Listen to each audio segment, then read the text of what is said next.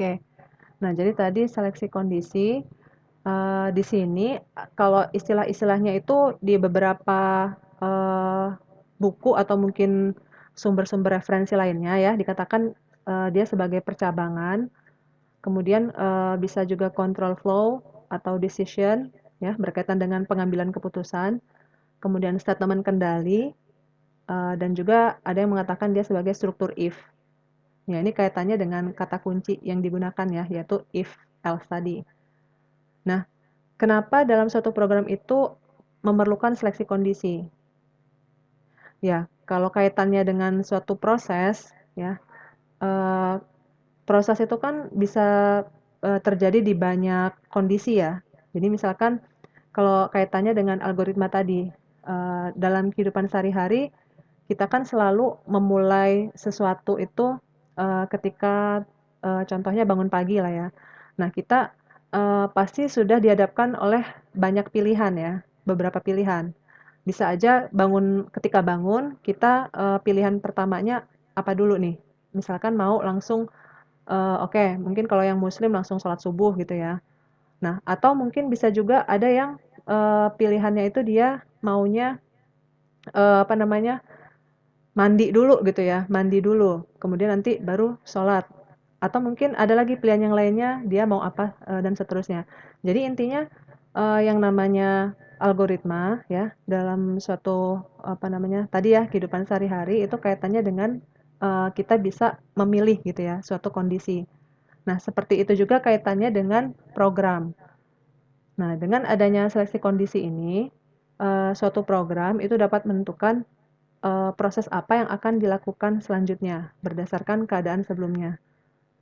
Nah, kemudian, dalam suatu program itu seringkali digunakan suatu percabangan untuk mengambil keputusan. Nah, jadi nanti ada, simbol ya, namanya flowchart, itu untuk menggambarkan suatu, percabangan dalam mengambil keputusan. Jadi ada, kondisi satu, kemudian kondisi 2, ya.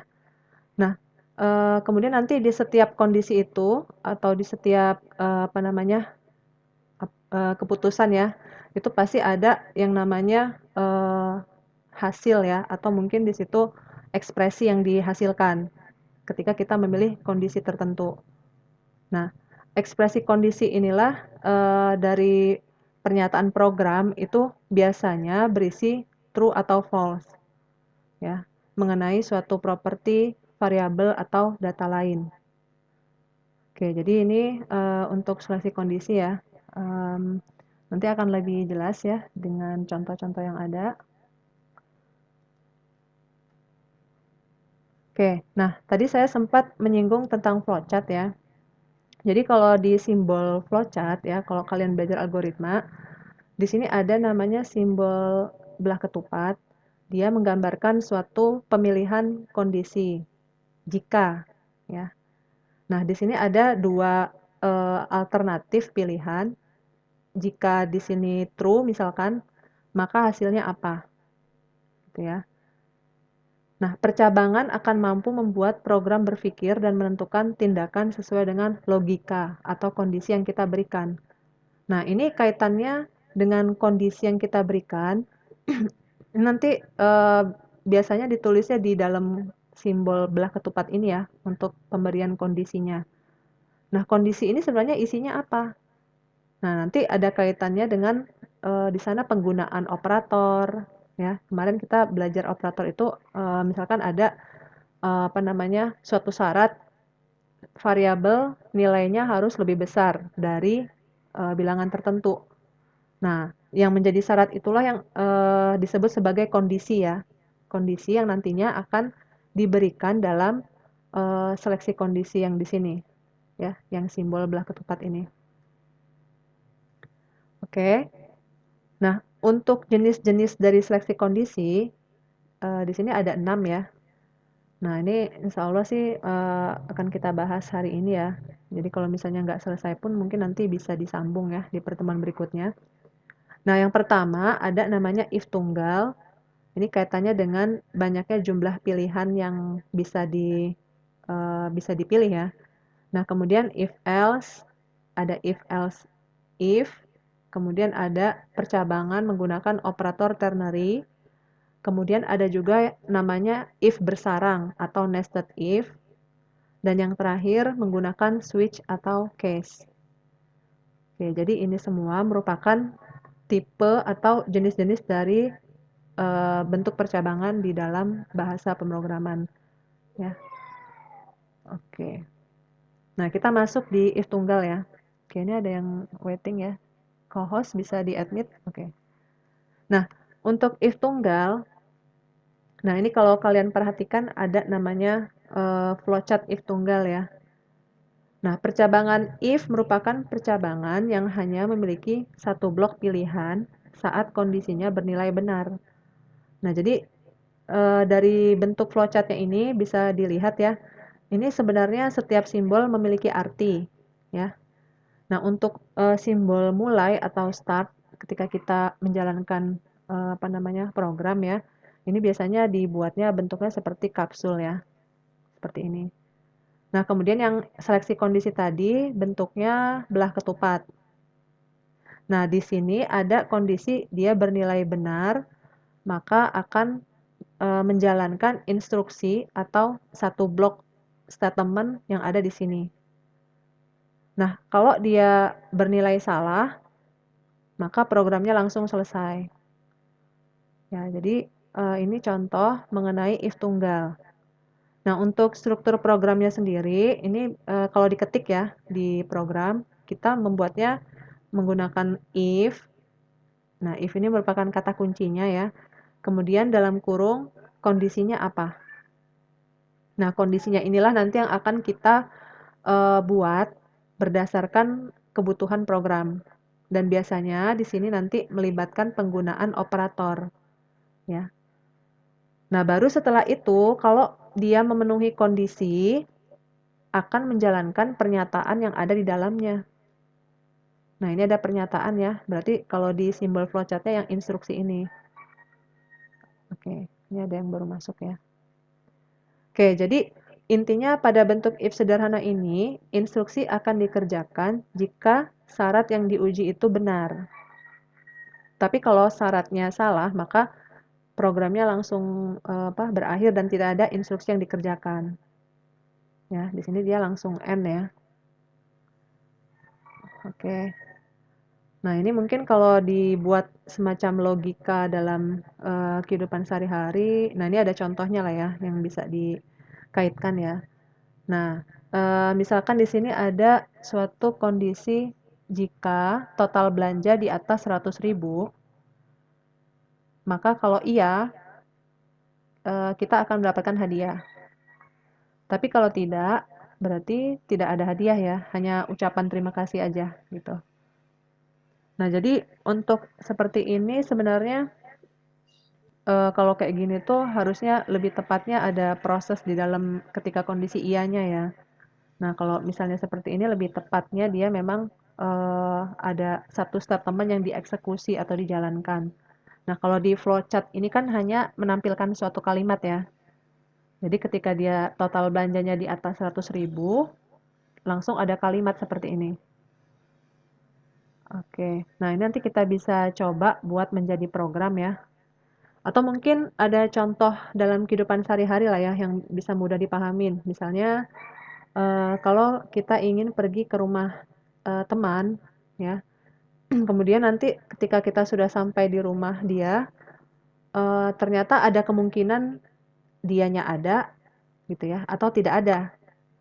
Nah, kalau misalnya ketemu sama orang tuanya ya, terus kita ngomong apakah si A ini ada, kalau kata orang tuanya iya, ya berarti nanti kita mengeksekusi rencana kita ya, kita masuk ke rumahnya ya, kemudian nanti ketemu sama teman kita.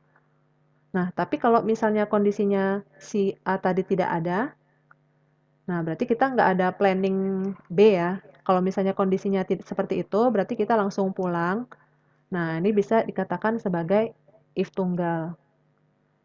Tapi kalau misalnya nanti kondisinya ketika kita tidak bertemu dengan teman kita tadi ya, berarti kan tidak ya kondisinya. Nah, berarti nanti planning kita berikutnya apa nih?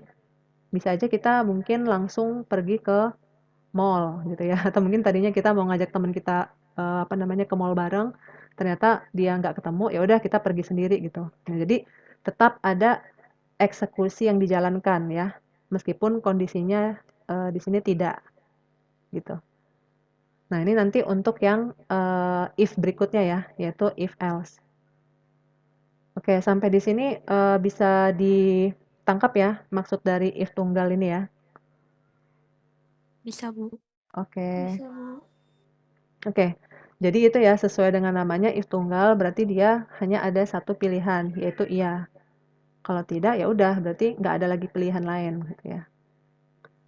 Nah untuk programnya nanti di sini kita bisa coba ya di praktek. Tapi di sini saya hanya tunjukkan dulu aja. Untuk ekspresi dari if-nya ini kita lihat di baris 11. Di situ ada yang 12 ya. Yang if di sini ada syaratnya ya. Nah, yang tadi di dalam tanda kurung ini kita isi variabel yang dipakai untuk menjadi perbandingan nilai. Kemudian di sini ada operator. Nah, ini masih ingat nggak? Ini nama operatornya apa nih kemarin yang lebih besar lebih kecil? Ada yang masih ingat? Jenis operator apa? Sein. Oh, saya. Kalau saya tanya operator, bukan sein ya. Operator itu kan kemarin yang kita sudah pelajarin ya. Coba apa aja? Ada yang mau jawab? Ini termasuk operator apa? Tanda lebih besar, lebih kecil. Operator pembanding bukan, Ibu? Penugasan bukan, Bu? Perbandingan ya. Iya. Ya betul. Jadi yang lebih besar, lebih kecil, terus ada tanda sama dengannya 2 kali, terus ada tanda seru ya kemarin ya. Nah itu dia masuk ke dalam operator perbandingan ya.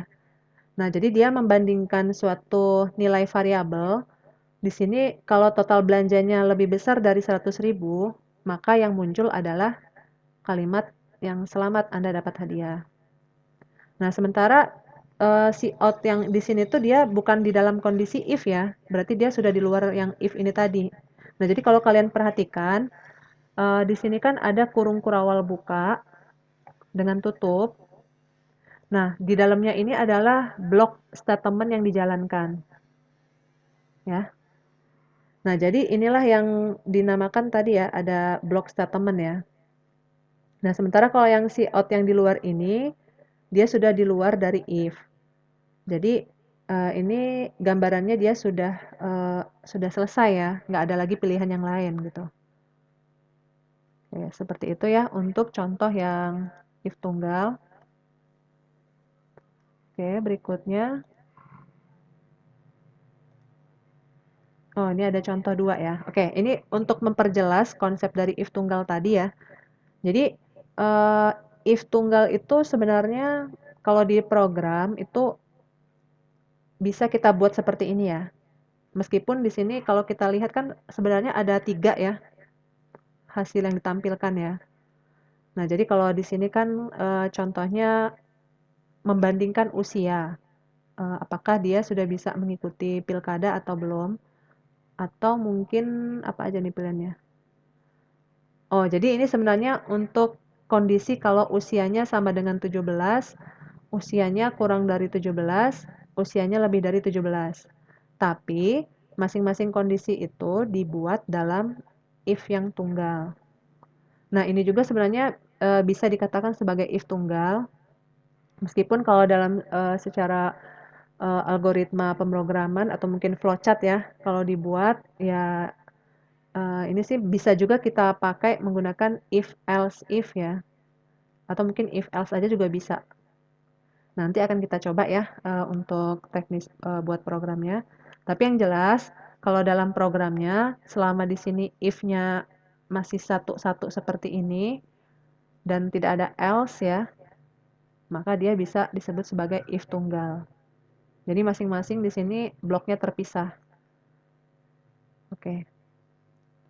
Oke, ini untuk gambaran lain dari contoh if tunggal ya. Jadi kalau misalnya nanti kalian buat program seperti ini pun nggak masalah gitu ya.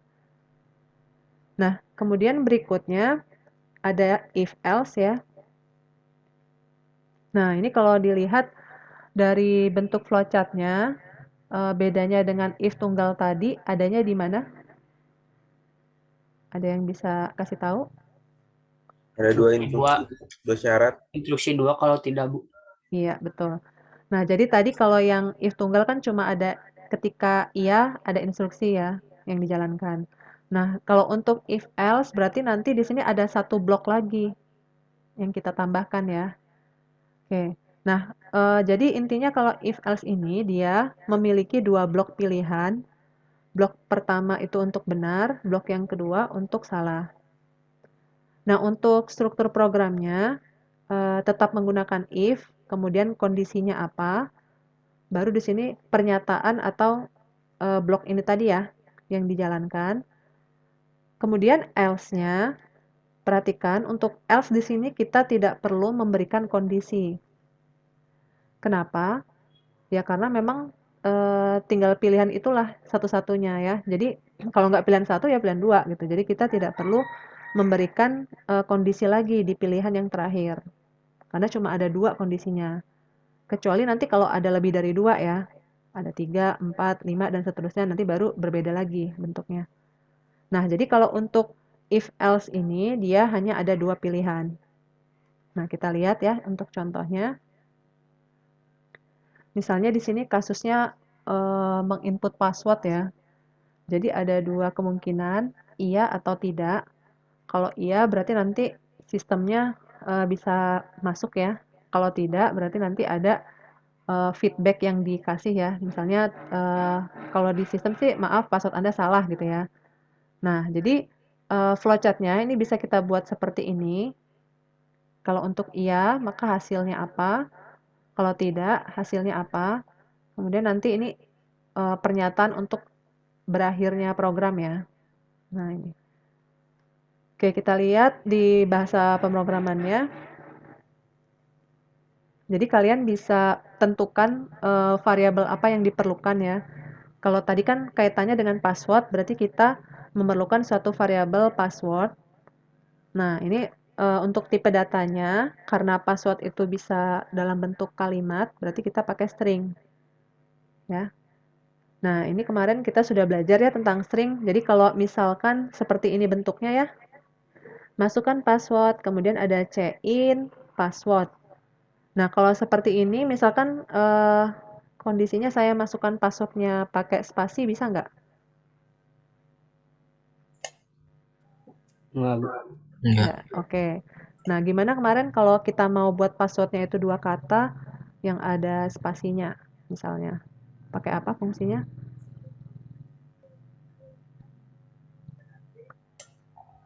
Ada yang masih ingat? Untuk Tanda string. persen. Underscore. Sepertinya belum pada ngulang yang kemarin ya, materi tentang string ya. Yang kalau kondisinya kita mau menginput dua kata, tapi di situ ada spasi. Jadi misalnya kayak first name sama middle name. Getline tuh Nah, itu. Siapa tadi yang jawab? Ijma. Oh iya, betul, Ijmal. Jadi kalau kalian kebutuhan untuk input passwordnya di sini harus pakai spasi, berarti di sini pakai getline fungsinya ya. Nah, di sini berhubung passwordnya hanya satu kata tanpa spasi, berarti pakai say in aja nggak masalah. Oke. Nah, kemudian untuk pembuatan if else-nya bisa dilihat ya. Kondisi pertama, if, maka dibuat di situ variabel password sama dengan, nah di sini langsung dibuat passwordnya harus sama persis ya, seperti ini ya. Halo C++. Nah, perhatikan di sini kan string ya. Jadi perlu ada kutip dua di sini. Bukan berarti kutip dua ini masuk dalam password ya. Nah, jadi ini jangan salah paham ya untuk password karena dia string ya. Sehingga di sini perlu adanya petik dua. Nah, tapi kalau untuk inputnya sendiri nanti kita langsung ketik aja kalimat di dalam petik dua ini ya. Oke, seperti itu. Nah, kalau misalnya kondisinya true ya, misalnya ini kondisinya true, berarti nanti yang dijalankan adalah statement ini. Ya. Nah, tapi kalau yang kita input itu nanti tidak sesuai ya di C-in-nya ini tadi kan nanti dibandingkan ya dengan yang di sini ya. C-in ini kan kita input dari keyboard, kemudian dibandingkan apakah sesuai. Kalau tidak, berarti nanti yang dijalankan adalah else yang ini. Sorry, ini false ya. Oke. Jadi itu untuk yang if else ketika kondisi apa namanya menginput password ya. Jadi dia akan membandingkan huruf besar kecilnya juga. Ya, jadi kalau password kan kita nggak bisa apa namanya huruf besar, huruf kecil itu semaunya ya. Jadi harus sama-sama persis. Nah, jadi seperti itu. Nah, perhatikan untuk operator yang digunakan di sini sama ya, operator perbandingan untuk tandanya sama dengan. Jadi sama dengannya ini dipakai 2 kali. Jadi beda dengan sama dengan yang cuma sekali ya. Nah, kalau sama dengan yang cuma sekali ini kan bisa disebut operator juga. Tapi namanya ada yang masih ingat operator apa? Kalau sama dengannya cuma 1 kali? Penugasan, Bu. Iya, penugasan atau assignment ya. Oke, siapa tadi? Ilhan ya? Ilhan. Iya, Ilhan ya. Oke. Jadi tadi untuk sama dengan, kembali lagi dilihat yang bab operator ya. Kalau dia cuma sekali, ini termasuk operator penugasan. Tapi kalau yang 2 kali seperti ini, dia sudah masuk ke yang perbandingan. Oke. Jadi jangan sampai salah ya, kalau kalian buat seperti ini sama dengannya cuma 1, nanti dia tidak akan membaca atau membandingkan nilainya true atau false ketika kita input password yang di sini dengan membandingkan nilai password yang ada di sini. Gitu ya. Oke, sampai di sini ada yang mau ditanyakan dulu? Atau bisa dipahamin sejauh ini? Halo? Pada diam semua nih. Ups. Coba yang memahami bisa raise hand. Kalau masih bingung mungkin ada simbol lain nggak? Kira-kira apa simbolnya? Selain oke, yang raise hand. Oke. Oke, banyak ya. Oke, sip. Nah, yang belum raise hand ini apa nih? Belum paham atau mungkin lagi nggak ada di tempat? Oke, ya, insya Allah sudah setengah lebih lah ya. Udah 37-an. Oke. Ya, jadi itu tadi untuk seleksi kondisi if tunggal dengan if else. Oke. Nah, berikutnya oh ya, ini untuk kondisi if else yang agak beda ya. Nah, jadi kalau dalam suatu program bisa aja dalam blok if itu ada lebih dari satu statement yang dijalankan. Ya, ini saya buat gini aja ya. Nah, jadi kondisinya seperti ini. Jadi ada statement 1, statement 2. Begitu juga yang else ya, ada statement 3 dan 4. Nah, ini nanti kaitannya dengan proses yang terjadi dalam masing-masing blok if-nya. Ya. Nah, kalau misalnya tadi yang contoh sebelumnya seperti ini tuh hanya satu statement. Ya. Hanya menampilkan satu baris kalimat. Jadi dia hanya menjalankan satu statement ya. Nah, sekarang kalau misalnya ada statement kedua, itu seperti apa contohnya?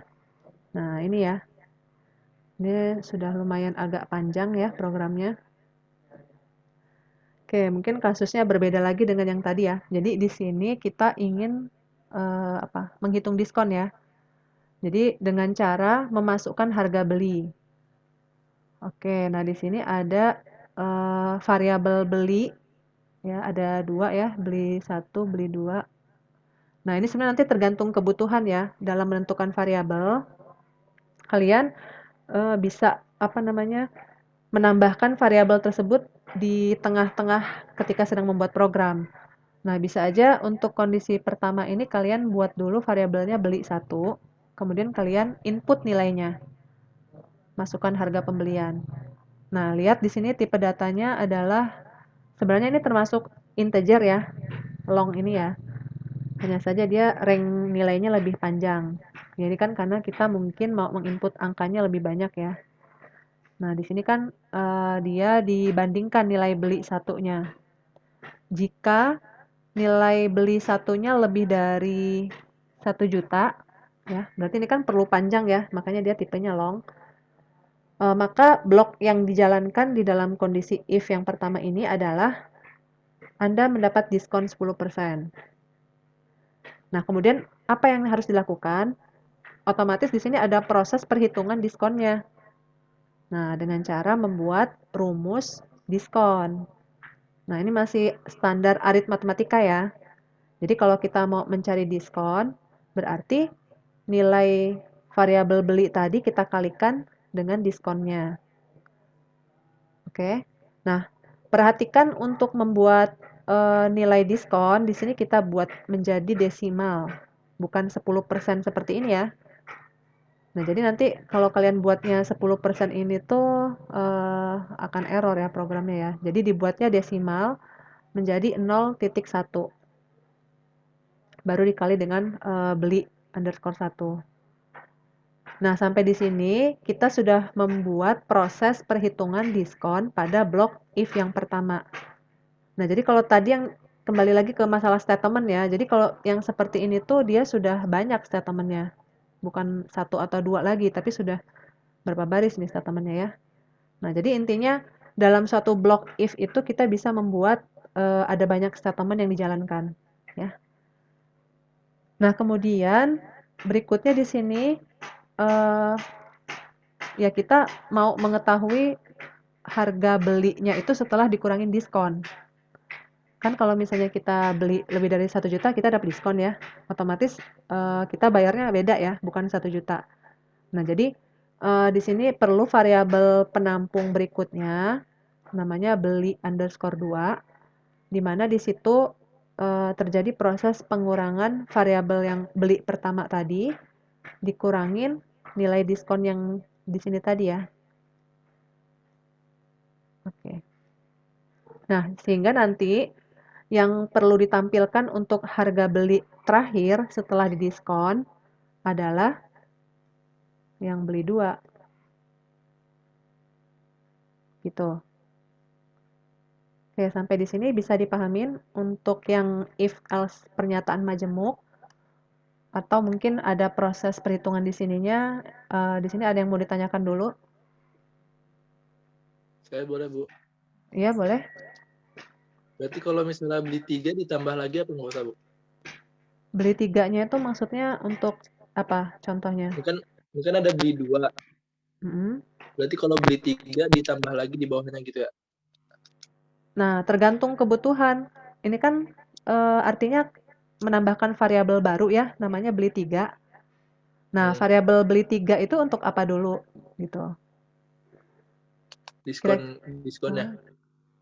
Nah, ini kalau misalnya kaitannya dengan yang menampung hasil diskonannya tadi, kita cukup pakai variabel beli 2 ini aja. Nanti ini bisa kita pakai juga di if yang lainnya. Si beli 1 beli 2 ini bisa kita pakai juga di if yang lainnya. Jadi kita tidak perlu membuat variabel baru lagi. Gitu. Kecuali kalau misalnya nanti ada kondisi baru lagi di mana kita perlu menampung nilai baru dari suatu proses. Nah, baru di situ kita perlu wadah yang namanya variabel tadi. Tapi kalau selama dia masih ada variabel yang bisa menampung nilai beli setelah didiskon, ya kita pakai variabel itu aja terus sampai akhir program gitu. Gitu, siapa tadi yang nanya? Ya, Bu, terima kasih, Bu. Jadi udah kebayang ya, kalau misalnya mungkin ini ya, kalau misalnya kalian mau bikin kondisi yang lain ya, di mana di situ diskonnya berbeda gitu ya? Atau gimana?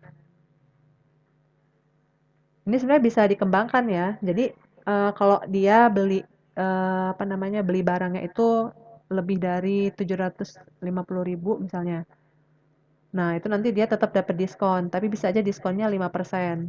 Nah, berarti kita bisa buat else yang di bawahnya ya. Tapi nanti ini bukan if else lagi ya. Ini sudah masuk ke if else if. Nah, jadi seperti itu. Bikin lagi kondisi yang berikutnya dengan syarat beli satunya lebih dari sama dengan 750.000 mungkin ya. Jadi nanti dapat diskonnya bisa berbeda.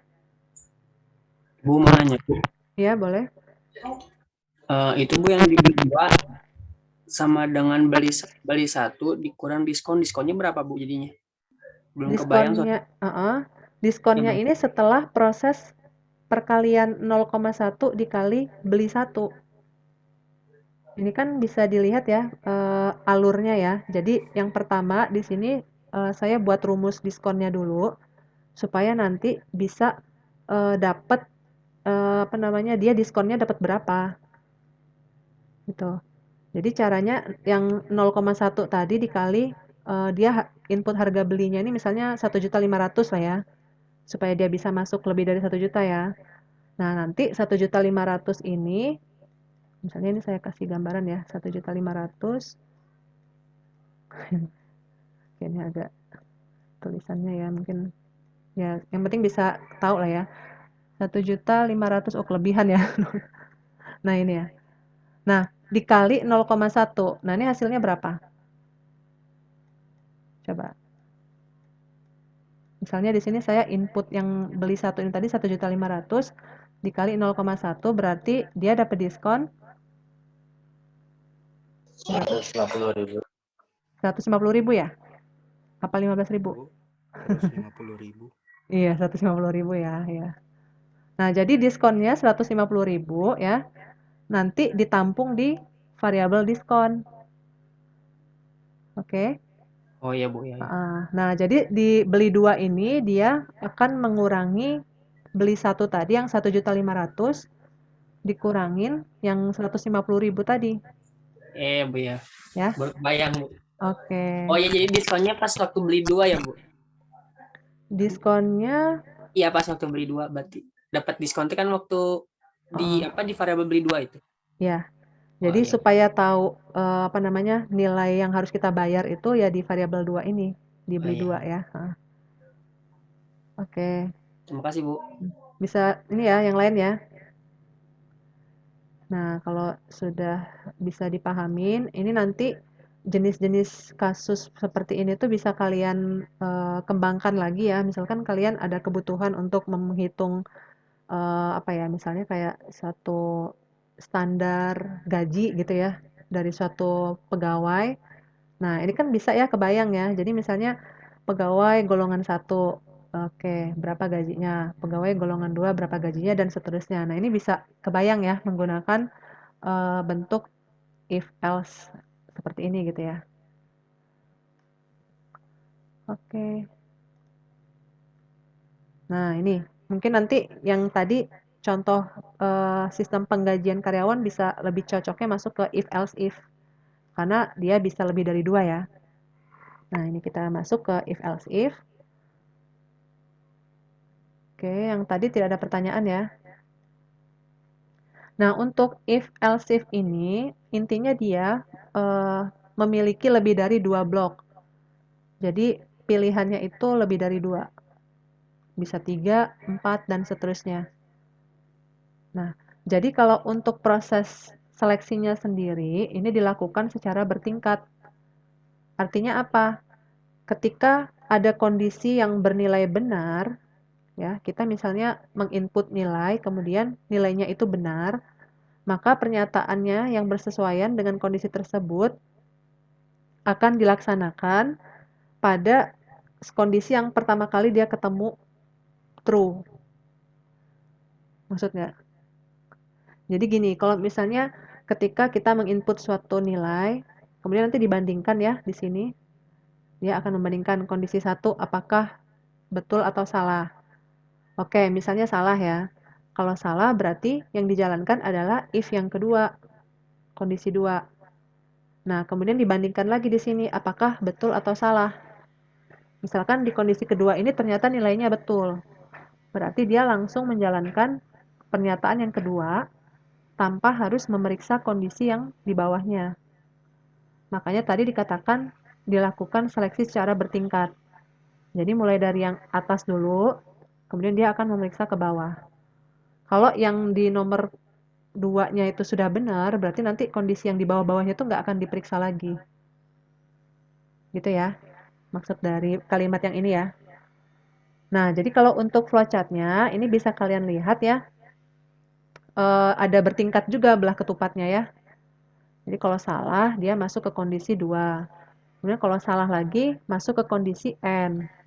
Sampai seterusnya, ketika didapatkan kondisi yang paling akhir, ya, di situ adalah kondisi yang nggak ada lagi pilihan sama sekali, maka nanti akan muncul, ya seperti itu ya, kondisi yang paling akhir gitu. Nah, untuk contohnya ya, ini bisa dilihat di suatu kondisi ketika ada banyak pilihan. Nah, mungkin ini untuk struktur programnya tinggal menambahkan aja kata kunci else if. Yang ini ya.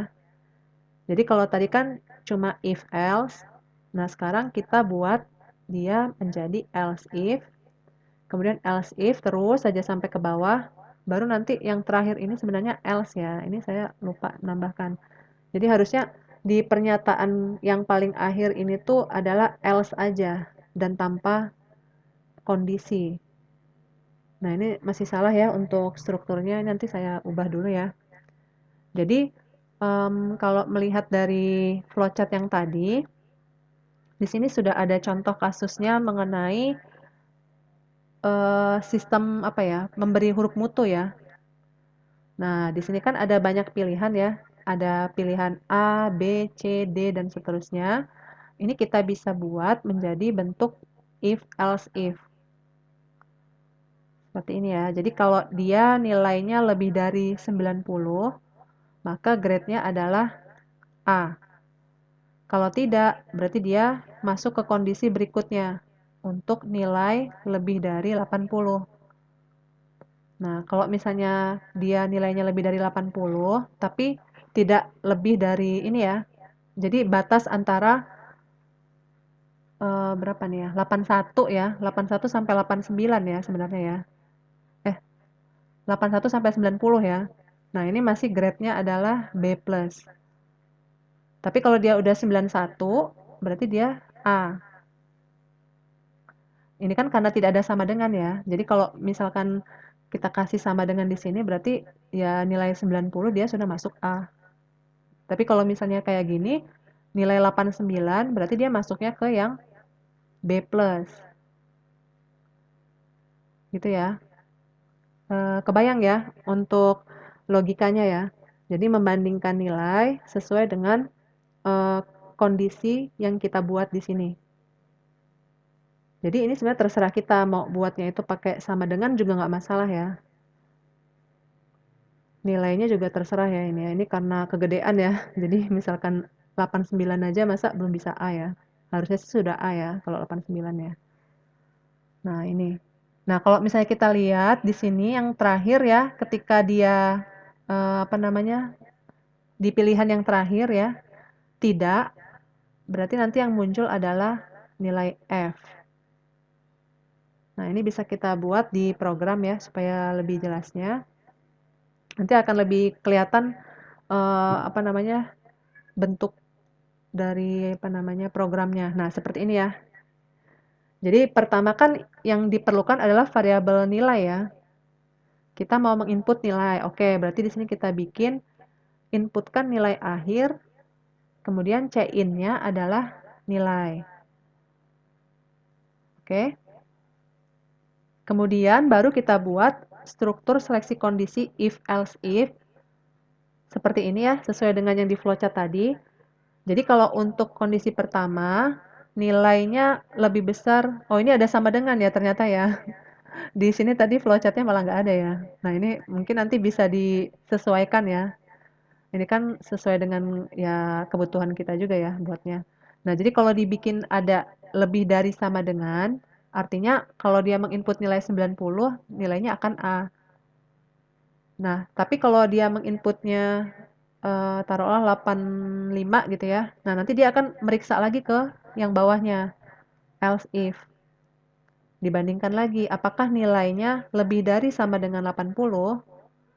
Ternyata true ya. Karena tadi kan 85 misalnya. Baru nanti yang muncul adalah B+. Seperti itu. Terus saja kalau dia misalnya nilai yang diinput itu adalah taruhlah 55 ya. Berarti nanti dapat nilai berapa? Coba.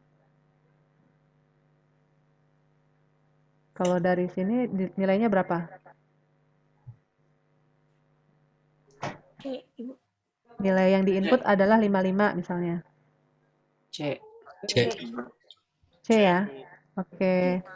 Ini ya. Karena nilainya lebih dari sama dengan 50, tapi dia tidak sampai 60. Berarti dia C. Oke. Nah, lain halnya kalau misalnya yang diinput nilainya adalah 25. Berarti nanti dapat apa? F. F. E. Ya, F. F ya. Kalau E kan dia masih lebih dari Oh, sama F. dengan 30. Berarti pilihan terakhir adalah F, tidak ada pilihan yang lain. Ini adalah nilai yang paling minimal. Nah, kembali lagi ke bentuk struktur programnya. Pada pilihan else yang terakhir, ini tidak perlu diisi kondisi. Ya, jadi langsung aja seperti ini. Gitu ya. Jadi tadi yang di slide yang sebelumnya tuh masih keliru ya. Nanti saya perbaikin dulu. Untuk struktur programnya, yang else-nya ini harusnya tidak ada syarat gitu. Oke, sampai di sini ada yang mau ditanyakan dulu? Kita sudah sampai di if yang ketiga ya.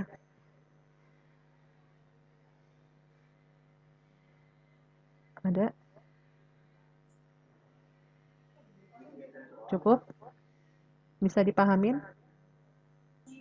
Bisa. Kalau dibalik bisa nggak, Bu? Dibalik gimana? Jadi nilai kurang dari sama dengan 70. Dari atas itu 70 gitu ke bawah. 30 ke bawah. 30, 40, 50 gitu, Bu. Tapi Dibalik. kurang dari. Oh, oke. Berarti yang paling kecil dulu. Iya, Bu.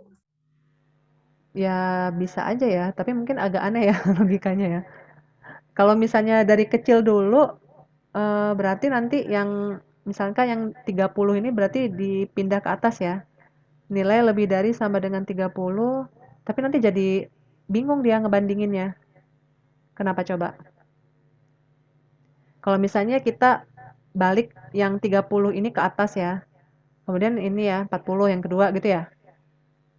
Ya, Bu. Ya, nah itu kira-kira gimana? Hasilnya nanti seperti Kayaknya apa? ini bakal sesuai struktur deh ini kalau dibanding. Nah, iya. Jadi dia akan melihat strukturnya atau urutannya. Jadi kalau misalnya tadi nilai lebih dari sama dengan 30 yang dipindah ke atas, ketika kita input nilai 80, maka yang terjadi apa? Coba dibayangin ini dibalik ya, 30 di atas. Gimana? Jadi semuanya bakal jadi 30. Iya, betul. Ismail ya yang jawab ya. Soalnya Iya, karena di kondisi pertama, ini dia sudah memenuhi syarat lebih dari sama dengan 30. Meskipun nilai yang diinput itu 80 ya, harusnya kan nggak 30 ini ya, tapi karena 30 ini posisinya di atas, berarti dia akan menjalankan yang nilai lebih dari sama dengan 30. Gitu. Nah, jadi harus runut ya, terstruktur untuk membuat kondisinya. Oke? Ada lagi yang mau ditanya? Bisa dipahamin ya. Jadi tadi pertanyaannya bagus ya. Jadi bisa kita mikir juga nih kalau misalnya bolak-balik ngaruh nggak sih di programnya gitu ya. Cukup ya? Yang cewek gimana nih? Nggak ada suaranya. Ibu mau nanya, Bu. Oke, gimana? Nah, kan ini teh kayak caranya buat ngikutin nilai rapot misalnya, Bu ya. Hmm. Nah, terus kan ini teh misalnya udah semuanya udah diinputin. Nah, terus buat outputnya kayak pengen kayak struk kasir gitu gimana, Bu, itu teh, Bu? Atau harus Hasil. pakai aplikasi yang lain biar bisa ada output aslinya? Outputnya itu bentuk angka atau huruf seperti kayak ini? stroke itu Bu, jadi ngeluarin stroke kayak kasir gitu Bu, nilainya itu berupa. Oh, oh jadi itu sudah ada reportnya ya, bentuknya kayak stroke gitu ya? Iya Bu, gimana itu Bu? Itu mah udah beda lagi. Jadi kita sudah ke bagian pemrograman tahap berikutnya ya. Jadi kalau untuk yang C++ ini sih sebenarnya tidak sampai ke masalah report ya. Tapi kalau sudah bicara ke report, nanti biasanya kalian akan belajar pemrograman dan di situ nanti ada cara membuat report dalam bentuk PDF misalnya. Nanti akan muncul laporan gitu ya, rapot yang tadi itu gitu. Nah, kalau misalnya masalah stroke itu berarti bentuknya fisik kertas atau gimana? Ya Bu, kayak fisik kertas gitu Bu. Nah, itu memang harus di-print berarti. Berarti pakai codingan tambahan gitu, kayak print out kayak gitu.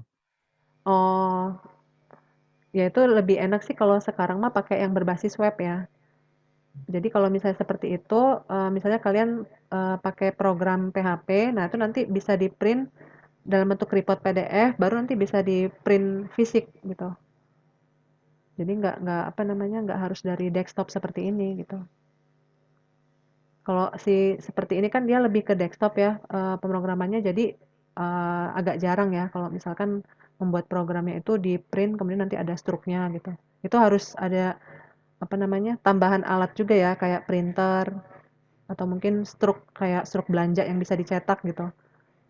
Nah jadi memang itu nanti di pemrograman yang berbasis web lebih sering apa namanya ada fitur report gitu. Gimana tadi yang nanya Raden Wahid ya? Iya Bu. Iya. Jadi kalau pakai C++ mah masih jarang ya, belum sampai ke yang interface ke printer ya atau mungkin perangkat luar lainnya. Jadi kita masih membahasnya itu di teknik atau dasar-dasar pemrogramannya dulu gitu. Oke ya. Mungkin nanti di mata kuliah semester berikutnya ada tentang pemrograman web. Nanti itu bisa dipelajarin untuk membuat report dalam bentuk PDF lalu nanti bisa di print ya. Oke. Ada lagi?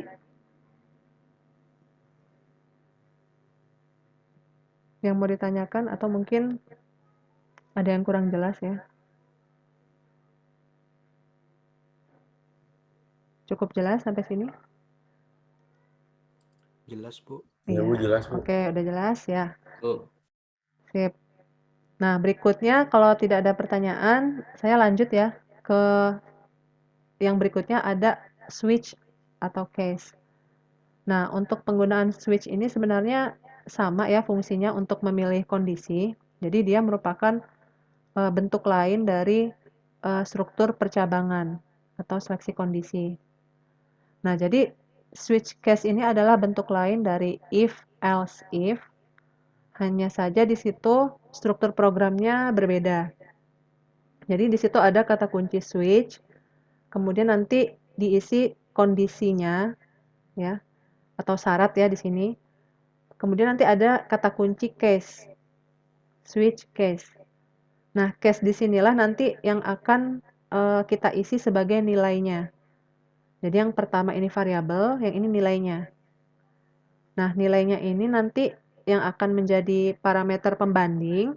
Kalau dia true, maka akan menjalankan blok yang ada di dalamnya. Ya. Nah, kemudian ada lagi kata kunci break. Jadi di setiap case itu selalu ada breaknya. Artinya dia selesai ya, break ini. Nah, jadi untuk pernyataan switch case ini memiliki kegunaan yang sama seperti if else. Oke, ini bertingkat ya, oke.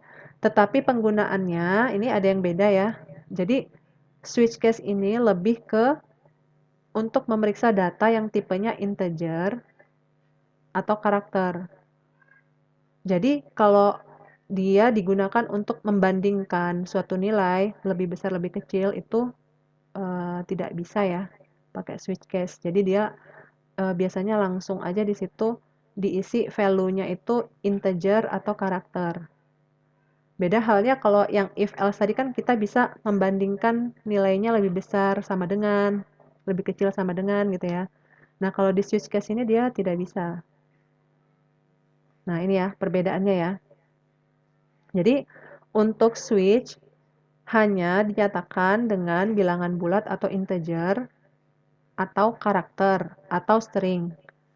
Sedangkan if else, dia selain bisa menggunakan integer atau karakter dan string, bisa juga dipakai untuk operasi seperti lebih besar, lebih kecil, ya kan? Yang seperti inilah ya. Jadi ada operator pembanding. Sementara kalau switch ini dia nggak bisa gitu ya. Nah, kemudian di setiap case itu ada break. Gunanya untuk mengakhiri statement dalam blok program tersebut ya. Kemudian yang terakhir tadi ada default ya. Nah, ini. Bagian akhir sekali itu ada default. Ini kata kunci juga. Ini sama seperti else ya. Jadi ini adalah pilihan terakhir ya. Bisa dibilang sebagai else-nya. Oke, jadi itu yang membedakan antara switch dengan if else. Oke. Bisa dipahamin sampai sini? Untuk cara penulisannya seperti ini ya. Bisa, Bu. Oke, bisa ya. Nah, kita langsung lihat aja ya ke contoh program. Nah, di sini kita mungkin mirip-mirip kayak tadi ya. Ada huruf juga ya tentang ini langsung masukin huruf ya. Jadi nilainya nggak pakai nilai tapi langsung ke huruf ya. Nah, ini bisa kalian lihat dari case-nya. Di masing-masing case di sini kan isinya adalah apa? Ini tipe apa ini? Value-nya. Char ya. Jadi tadi kan kalau switch itu dia bisa dipakai untuk Char. betul. Value integer atau char atau bisa juga string. Nah, pada contoh ini kita pakainya adalah char. Nah, sekarang kita lihat di sini ada kalimat sebelumnya di sini ada variabelnya ya. Variabelnya kita pakai grade, tipenya adalah char. Nah, ini kalau ada seperti ini tuh kalian nggak usah bingung dulu ya, karena ini sebenarnya hanya memberi nilai awal saja dari variabel grade. Jadi ini sebenarnya bisa dikosongkan ya, nggak harus ada nilai ini ya. Nah, kemudian nanti enter your grade, kita input grade-nya ya. Nah, bentuknya apa? Di sini dia harus karakter, berarti hanya satu huruf saja ya, atau satu karakter. Oke? Nah, kemudian kita buat kondisi switch-nya sesuai dengan yang struktur programnya. Nah, ini jangan dibingungin dulu ya. Oke, ini mungkin jangan dilihat dulu ya, to upper ini, tapi langsung aja seperti ini kita buat dalam kurung grade. Kemudian nanti case yang pertama A. Kalau misalnya nilainya A, berarti yang muncul cout-nya adalah excellent. Baru di break. Ya. Kemudian case yang B, yang muncul adalah statement good. Kemudian di break lagi. Berikutnya sampai ke E ya. Jadi strukturnya sama semua. Kemudian nanti yang defaultnya ini adalah pilihan terakhir yang muncul ketika kondisi A sampai E ini tidak terpenuhi. Berarti nanti yang muncul adalah invalid ya. Ya, berarti hurufnya tidak diakui ya. Nah, baru nanti terakhir di luar dari blok switch ini, kalau kalian perhatikan, switch ini juga dia perlu adanya kurung kurawal ya. Seperti ini. Baru nanti di luar dari blok switch ada cout yang menampilkan hasil akhirnya. Jadi your grade is apa? Ini tergantung yang kita input ya. Oke, sampai di sini bisa kebayang nggak? Kira-kira nanti untuk menjalankan programnya dan menginput nilainya tuh seperti apa gitu.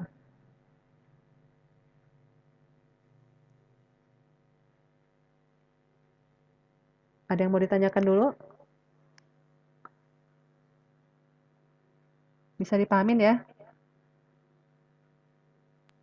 Nah, jadi kalau misalnya saya tanya nih ya, kalau yang diinput di variabel grade-nya ini ya, ini kan ada cin grade ya. Berarti kan kita menginput dalam bentuk grade ya. Nah, grade-nya ini kita kita input dia karakter ya. Kalau misalnya saya input karakternya itu adalah mungkin huruf F dulu. Berarti nanti yang muncul apa?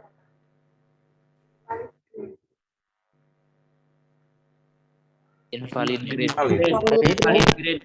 Iya, invalid ya, berarti pilihan yang paling akhir.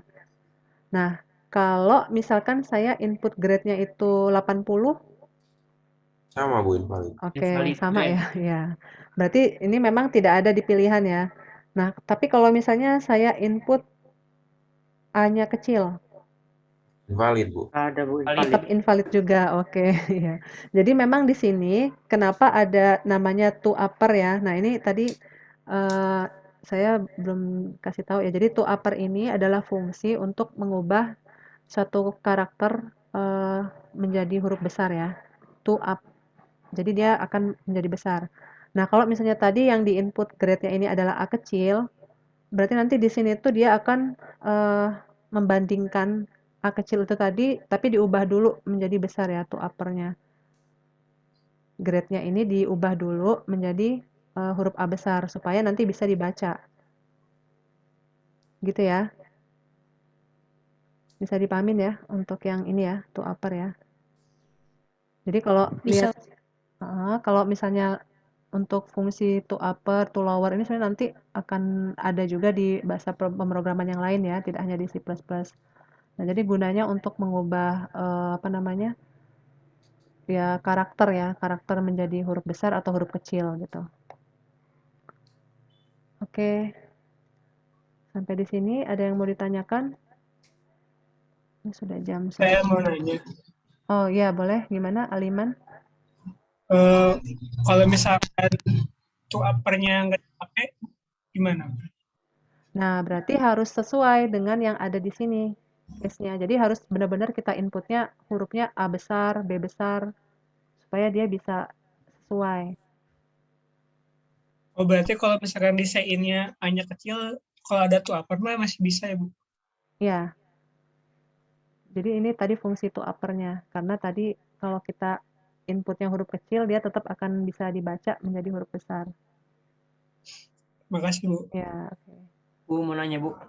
Ya, siapa? Jadi ini teh Bu tampilan misalkan kita ngisi ya Bu, A-nya kecil. Nah, itu teh tampilan to upper-nya itu di waktu kita ngisinya jadi gede atau pas waktu bacanya walaupun kita isi A-nya kecil juga waktu bacanya. Ya, jadi ini nggak tampil di layar ya, ini proses di balik layar. Dia mengubah karakter huruf yang kita input tadi menjadi besar, huruf besar. Jadi nggak akan muncul di layar yang hitam itu ya. Kalau mau apa ya, mau di luar di layarnya gimana Bu, tampil di layarnya? Bisa nggak? Suka ada kan Bu kalau masukin passwordnya kita walaupun hurufnya masukin kecil tapi jadi gede nih Bu. Oh gitu. Kalau password mah harus sesuai, nggak bisa tiba-tiba berubah jadi huruf besar ya. Ya udah. Iya, tapi asa pernah gitu, pernah nyobain gitu ngisi password. Waktu kita ngisi juga langsung gede gitu, otomatis. Oh, tapi kalau password tuh kan dari kita sendiri ya, masa bisa diubah sama sistemnya sih? Iya. Iya, jadi kalau yang seperti ini dia nggak kelihatan di layar ya, prosesnya di belakang layar. Ya karena ini kan membandingkan karakter besar kecil ya, pakai fungsi to upper. Tapi sebenarnya bisa sih, bisa ditampilkan pakai cout ya. Ya nanti kita coba ya untuk menampilkan, ini bisa ditampilkan pakai cout to upper, nanti grade-nya ini akan muncul. Jadi gitu. Cuma saya tadi agak bingungnya contohnya password gitu ya. Oh oke, bisa dibuat gitu ya. Iya. Oke, ada lagi? Cukup? Oke, tidak ada, berarti kita lanjut ya. Semoga tidak ngantuk ya. Ini masih ada 2 lagi, kan tadi ada 6 ya. Nah, ini nested if ini lumayan agak panjang ya. Jadi mungkin oke, kalau misalnya mau break dulu, gimana enaknya ya? Saya tuh bingung kalau break enaknya diisi apa. Kira-kira kalau untuk tadi ya gambaran mengenai if tunggal, if else, kemudian ada if else if, itu kan kebayang ya bedanya gimana ya? dari awal sampai yang nomor 3 ya, atau mungkin yang switch lah ya. Nah, kalau untuk nested ini kan sesuai dengan arti katanya, bersarang ya. Jadi dia itu adalah if yang terletak di dalam if. Jadi dalam suatu kondisi ada kondisi lagi. Sama seperti ya kayak kehidupan sehari-hari juga ya. Misalnya kita memilih suatu kondisi, ternyata di dalamnya itu ada pilihan lagi gitu. Jadi dia terus saja kayak apa? Sarang ya, bertingkat gitu. Nah, inilah yang dinamakan if bersarang. Nah, untuk penyeleksiannya juga dilakukan secara bertingkat. Begitu ada kondisi yang bernilai benar, maka pernyataan yang bersesuaian dengan kondisi tersebutlah yang akan dilaksanakan. Oke, jadi dia akan menyelesaikan dulu sarang yang ada di dalamnya gitu ya. Baru nanti dia akan, kalau memang belum ketemu jawabannya, dia akan keluar dulu dari if yang ada sarangnya itu, baru dia akan membandingkan lagi dengan if yang berikutnya yang ada di luar. Kebayang ya? Coba ini kalau dari flowchart-nya nih kalian perhatikan. Di mana letak sarangnya coba? Ada yang bisa menjelaskan? Letak apanya? Letak nested if-nya itu di mana?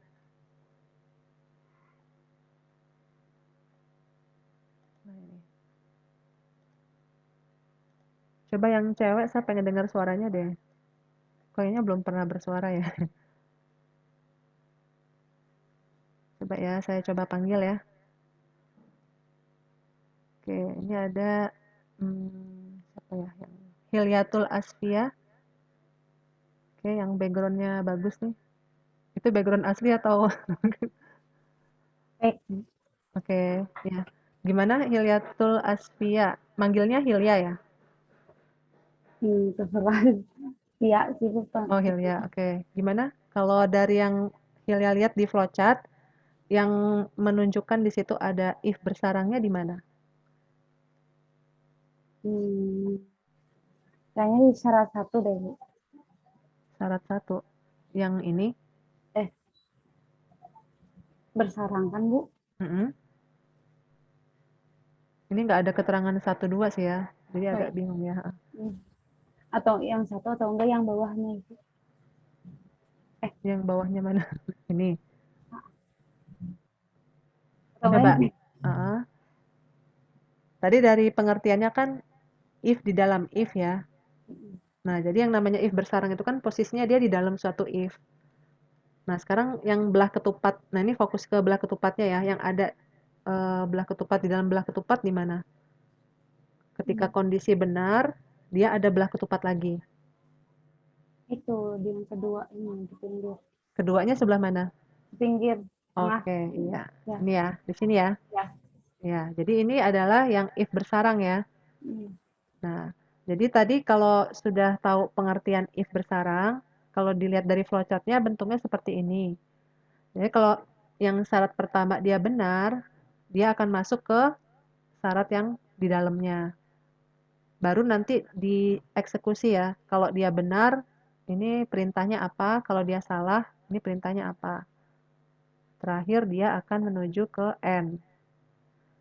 Nah, kemudian di dalam if bersarang tadi udah, kemudian ada lagi if yang di luarnya, yang sejajar dengan if yang ini ya. Nah, ini sebenarnya sama ya seperti tadi. Ini misalnya if, ini ada else ya, berarti di sini else-nya. Kemudian kalau misalnya benar, dia perintahnya apa, kalau salah dia perintahnya apa, dan seterusnya. Nah, jadi intinya kalau tadi yang if bersarang itu dia memeriksanya secara bertingkat, berarti untuk yang pertama ini, ketika dia kondisinya benar, dia meriksa dulu kan ya, ketika dia kondisinya benar, dia akan ngecek dulu nih, sesuai apa enggak. Jadi nggak langsung ke sini ya, tapi dia akan ngecek dulu ke bagian dalam. Oke, kalau misalnya dia salah, berarti yang muncul adalah ini. Tanpa harus menjalankan yang di sini ya, yang di luar-luarnya ini tadi. Oke, jadi itu ya untuk definisi if bersarang. Nah, untuk contohnya sendiri, nah ini kalau dari struktur programnya bisa kalian lihat ya, sarangnya itu kita buatnya di kurung kurawal yang buka ini, kita bikin lagi if, ya. Kemudian di sini kondisinya ada if else ya, berarti sarangnya bertingkat-tingkat ya. Jadi ada kondisi if pertama, di dalamnya ada if lagi, dan banyak pilihan pula gitu. Nah ini jadi sarangnya ada banyak. Nah ini juga sama nih, else if juga ya. Ada banyak pilihan juga ya di dalamnya. Nah else juga sama ya, ternyata ada juga. Nah ini sebenarnya tergantung nanti ya, kita mau bikin programnya itu seperti apa. Ya. Nah untuk contohnya mungkin sederhana aja ya, jadi nggak perlu bertingkat kayak tadi. Misalkan di sini username dengan password juga ya. Tapi kita pakai input ya di sini ya. String username dengan password. Nah, di sini kan apa namanya? Pertama kan akan dibandingkan dulu username-nya ya, apakah sesuai atau tidak. Misalnya di sini username-nya itu harus dasproc. Baru setelah itu kalau ini udah sesuai, dia akan ngecek password-nya. Nah, password ini tuh ada di dalam kondisi ketika if yang pertama ini benar. Gitu ya.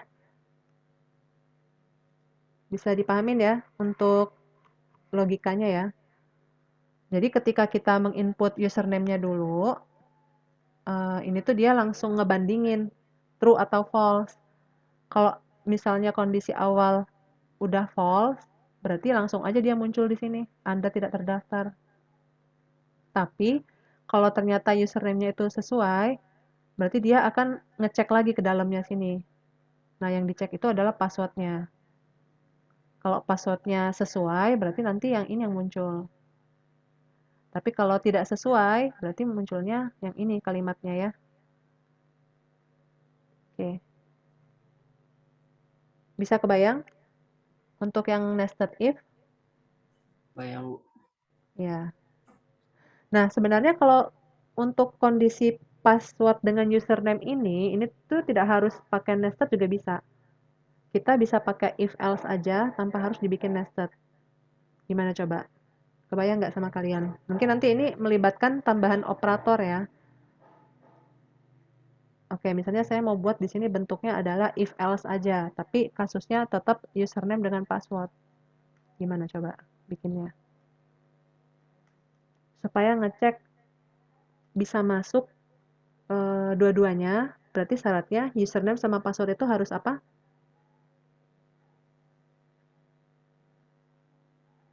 Halo? Sama dengan, Bu. Iya, sama dengan, tapi di situ kan kita ada dua ya, ada username sama password. Nah, itu gimana cara membandingkannya? Kalau ini kan tadi satu-satu ya, username dulu, terus baru password gitu ya. Nah, kalau seperti ini memang butuhnya if nested bersarang. Tapi kita bisa langsung sekaligus memeriksa username sama passwordnya pakai kondisi if else aja. Tapi gimana coba caranya? Pakai operator N bukan, Bu? Iya, betul. Siapa yang jawab? Muhammad Dafa, Bu. Oh iya, betul ya, Muhammad Dafa ya. Jadi untuk pemeriksaan dua kondisi atau dua variabel kemarin balik lagi ke operator ya, kita bisa pakai ada namanya operator AND untuk kondisi dua-duanya harus true. Oke. Jadi kalau seperti ini kan kita harus membandingkan dua variabel username sama password. Ya kan? Ya, oke. Nah, kita bandingkan dulu ya. Misalnya di sini username-nya dia harus apa tuh? Dasproc ya. Dasproc. Kemudian untuk operatornya kita pakai yang N. N. Kemarin gini ya tandanya ya. Ya kan? Iya, Bu. Nah, kemudian variabel berikutnya adalah apa? Password. Oke, password. Nah, ini. Jadi, kalau melihat dari seperti ini kondisinya, untuk if yang pertama, ini harus dua-duanya benar. Ya, supaya dia bisa masuk ke blok yang di dalamnya ini. Ya, si out-nya apa? Misalnya login berhasil gitu ya. Oke, jadi itu tadi ya bisa diubah menjadi if else. Nah, yang else-nya ini ya udah berarti dia salah ya kondisinya ya. Seperti itu. Oke, bisa dipahamin ya? Nah, nanti ini kalian bisa coba-coba sendiri di program ya, untuk penggunaan operator AND, kemudian kalau OR itu nanti penggunaannya di contoh kasus seperti apa gitu ya. Oke, ini saya hapus dulu aja ya. Oke, sampai di sini ada yang mau ditanya dulu nih, udah jam 11.26 ya. Masih ada satu lagi terakhir ya. Ini langsung dihabiskan ya hari ini. Ada? Cukup? Oke, diam semua. Oke, Ya, Bu. semoga. Paham, Bu. Bu mau nanya Bu, Ya, gimana? berarti ini tuh harus buat database-nya dulu nih Bu? Nggak perlu. Kita belum sampai ke database. Jadi, kita masih pakai data yang kita input dari keyboard atau nilai yang langsung kita buat di programnya. Gitu. Jadi, kita belum ada ke database ya. Ya, oke.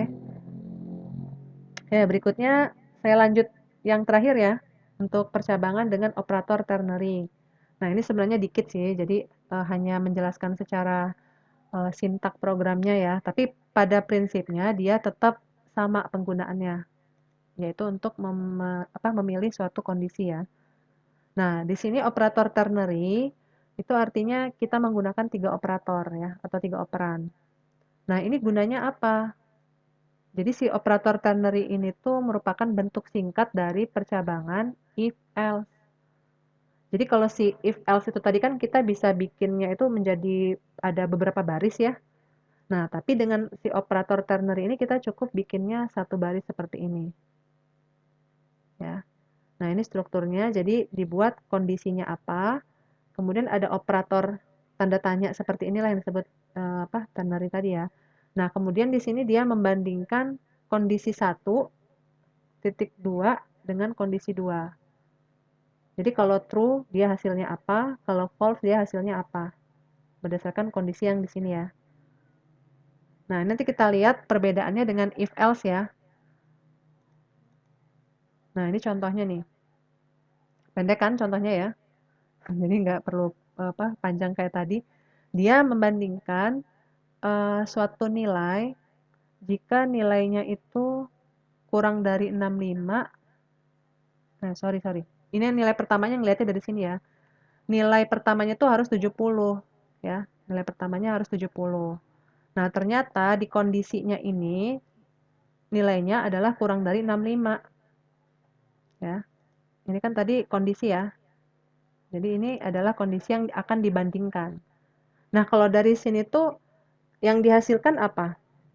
Apakah lulus atau mengulang? Kalau dia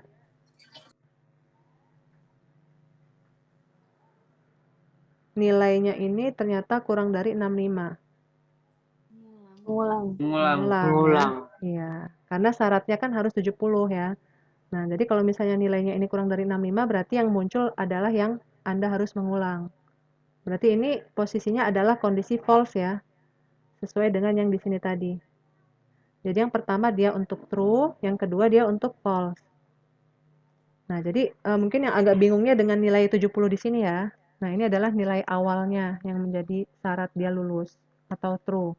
Nah, sementara ini adalah kondisi yang diberikan. Jadi kalau dibandingkan ternyata nilainya kurang dari 65. Oh ya berarti nggak lulus gitu ya. Oke. Bu, berarti kalau 66 lulus, Bu. Tetap nggak lulus ya. Gimana coba? 66. Nilai 6. Nah, 66 tuh diisinya di mana? Di sininya. Diganti di sini. Enggak, Bu. Atau di Kalau sini? nilainya 66. Iya, maksudnya nilai 66-nya itu digantinya di sini atau di yang pembandingnya di sini? Kalau di itu Bu, dinilai sama dengan 66. Oh, yang ini. Coba. Gimana, Bu? Ya, dibandingin aja. Dia apakah kurang dari 65 atau sudah memenuhi syarat lulus atau tidak?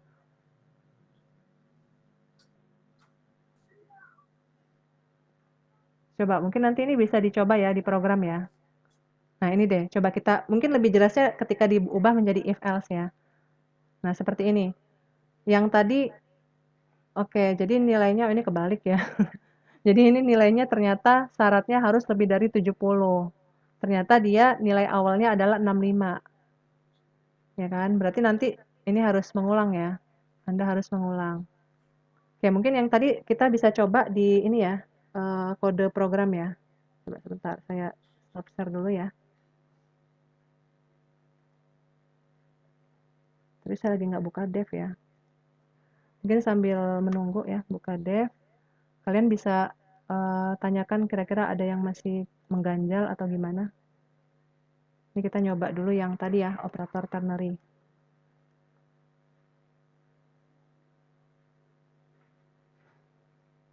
Ada yang mau ditanya?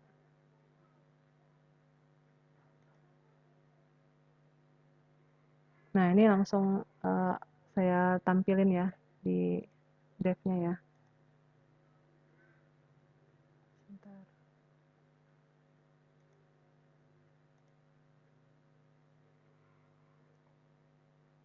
Oke, ini tadi yang operator ternary ya. Seperti ini ya. Nah, tadi yang mau diubah yang di sini ya? Atau di mana?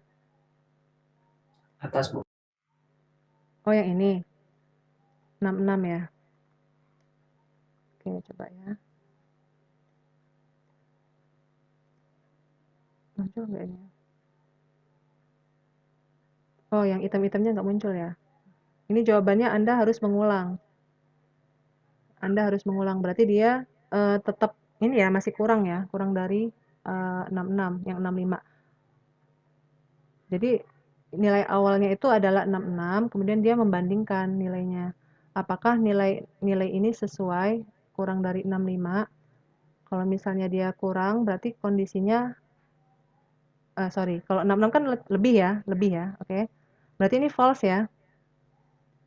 Ngerti nggak? Kebayang nggak sih? Jadi misalnya ini saya ganti ya, nilainya ini tuh jadi 66 ya. Nah, seperti ini deh. Nah, kalau kayak gini tuh kondisinya true atau false? False. False ya. Nah, kalau false berarti yang dijalankan adalah yang ini. Gitu. Nah, coba tadi kalau yang 70 berarti ya. Kalau 70 ya, coba. Oke, ini saya jalanin 70.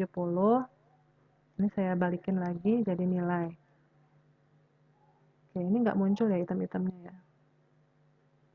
Oke, langsung aja saya lihat ya di sini. Oh, Anda harus mengulang juga ya. Ya jelas ya, karena kan di sini kalau kita masukkan 70-nya di sini, ini masih tetap false ya. 70 kurang dari 65, false. Berarti yang dijalankan adalah ini. Jangan bingung di statement ininya ya, mungkin ini bisa aja saya ganti menjadi false aja seperti ini menjadi true. Oke. Kalau misalkan true-nya gimana, Bu? Nah, untuk kondisi true berarti ini dibalik. Oke, ini tadi dibalik, ini apa nih? Lulus ya. Lulus, ini mengulang. Nah, ini saya coba jalankan ya.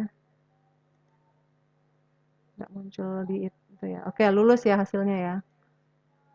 Nah, nanti ini kalian bisa coba sendiri ya. Jadi yang jelas yang dilihat itu adalah kondisi di sininya. Dia akan membandingkan nilai yang ada di sini ya dengan kondisi yang ada di sini.